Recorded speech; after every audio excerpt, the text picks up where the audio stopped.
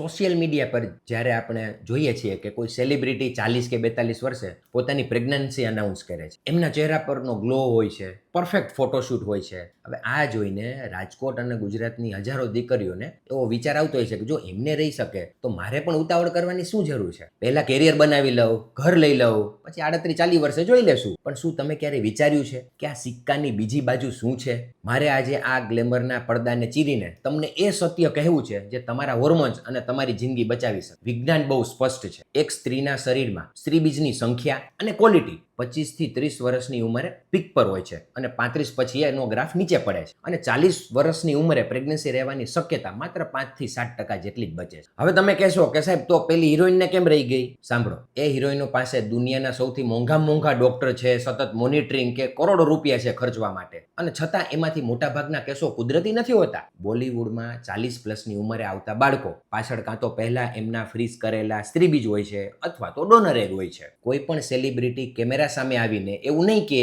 કે મેં માં બનવા માટે 20 વર્ષની છોકરીના સ્ત્રીબીજ લીધા છે, કારણ કે એમના માટે આ એક PR ઇમેજની વાત છે. પણ સત્ય વાત એ છે કે 40 વર્ષની ઉંમરે સ્ત્રીના પોતાના સ્ત્રીબીજમાં જીનેટિક ખામીઓ હોવાના ચાન્સીસ 90% વધી જાય છે. જ્યારે તમે એમને જોઈને તમારી પ્રેગ્નન્સી પોસ્ટપોન કરો છો ને, ત્યારે તમે અજાણતા જ તમારા જાતને એવી સ્થિતિમાં મૂકી રહ્યા છો કે જ્યાં ભવિષ્યમાં તમારા પણ ડોનર એગ્સ અથવા તો ગંભીર IVF ટ્રીટમેન્ટનો સહારો લેવો પડશે. શું તમે એના માટે માનસિક રીતે તૈયાર છો?